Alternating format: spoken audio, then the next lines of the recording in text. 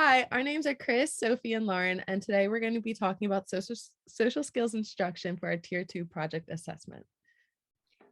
All right, to start off with slide two, it will be about social effects. To name a few would be social interactions, peer acceptance, and friendship.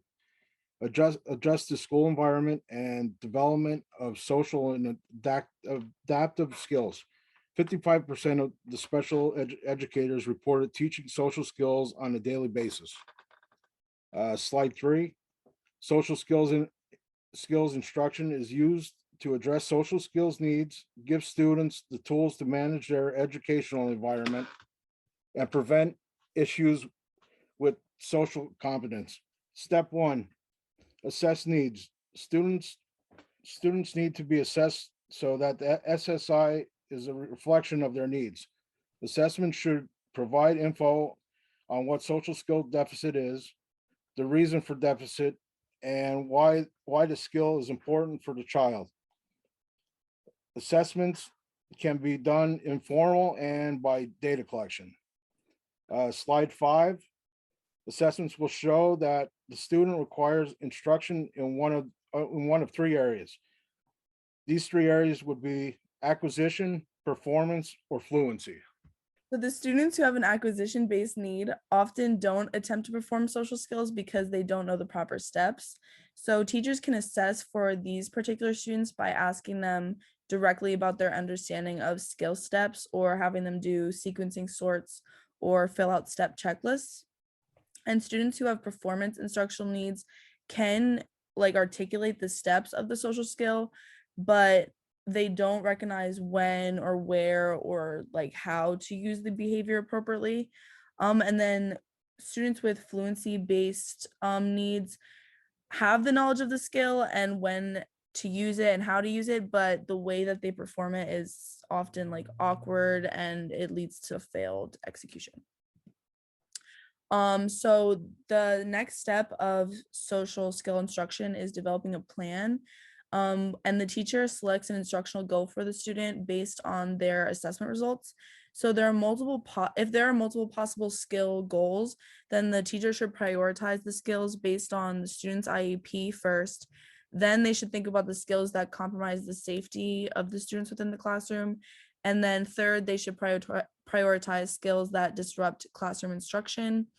And the root of the goals that they set should be based off of the student's instructional needs. So this would be acquisition, performance, or fluency. And they should also set mastery criteria so that they know what goals they're looking for and how they're going to how the student is going to demonstrate the targeted skill, because this is how they're going to assess if the social skill instruction was effective. The third step of social skill instruction is to provide the direct instruction. And the components of this direct instruction should be a natural setting. So the student should be practicing this social skill in a setting that reflects where they would naturally be using the skill. It should have the proper participants. So this should be people that the student is going to be encountering daily in their life and using these social skills with. And the student should understand the rationale for why they're practicing this social skill, because it keeps them engaged in the learning because they understand the need for learning the skill. And the teacher should also define and clearly describe what the skill is and its usefulness to the student. And the steps of instruction should be modeling, and then the student should be given structured practice, which involves reviewing the individual skill steps, having multiple opportunities for practice and practicing with different peers and scenarios. And they should receive feedback that's specific to them and the skill. And then there should be the 6 parts of the lesson plan. The review, statement of the objective, guided practice, presentation of information, independent practice, and formative evaluation and feedback.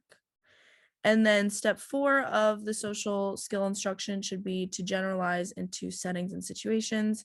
So generalization is when the student demonstrates the skill outside of the context from which they learned.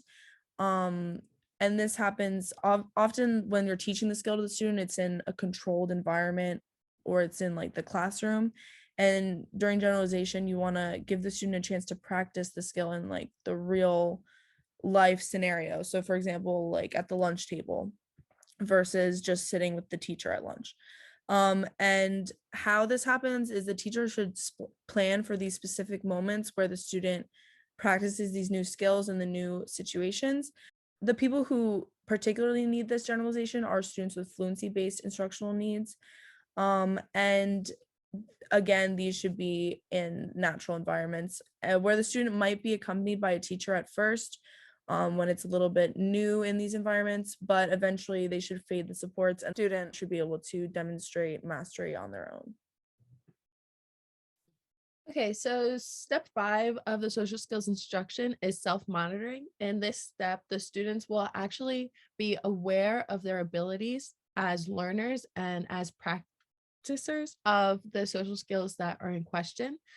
A key way to ensure that self-monitoring occurs is to make them aware of the situations in which that they can use their social skills.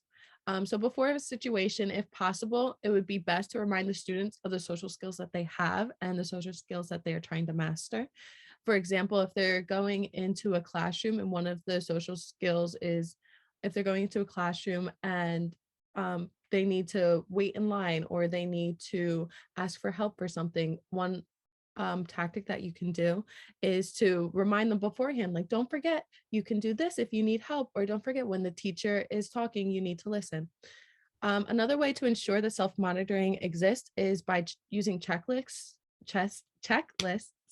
Students can check off the different aspects that they succeed in or that they may need help in when referring to these specific social skills. And another way to ensure that self monitoring exists is using reflective journals. And in these journals, students can record their strengths and weaknesses with the skills that they use throughout the days or even throughout the week when the skills come up in their everyday life.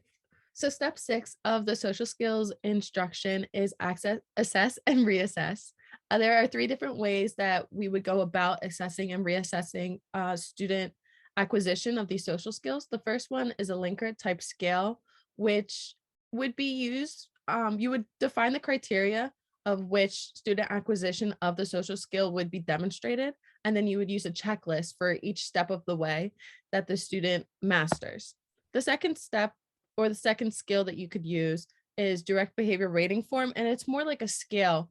And in this example, I have a scale of emotions because that's how you would gauge student acquisition and mastery of the skill. So the lowest would be needs improvement, obviously, and then the highest would be mastery. And the student would fall in between depending on their level of acquisition and their process of learning the specific social skills. And then finally, you can also have a complete reevaluation, and this will occur if you see little to no progress in the student's acquisition of the social skills, or if they seem to be working backwards. For example, if a student has been doing good for a few weeks on acquiring these skills and using them in real life, but out of nowhere they begin to forget the skills or they forget to implement them, they're going backwards, which shows you as a teacher that you need to reevaluate the process in which you're teaching these skills and in turn maybe go about it a different way. So in the next slide, we're going to meet Timmy. So Timmy is a 4th grader who seems to be struggling with his communication. The teachers and his parents are looking for ways to strengthen his skills. They have decided to implement social skill instruction. So this is an example of how we would move forward with, in this specific case, Timmy, a 4th grader who needs help with communication. So first, we're going to assess Timmy with his specific needs.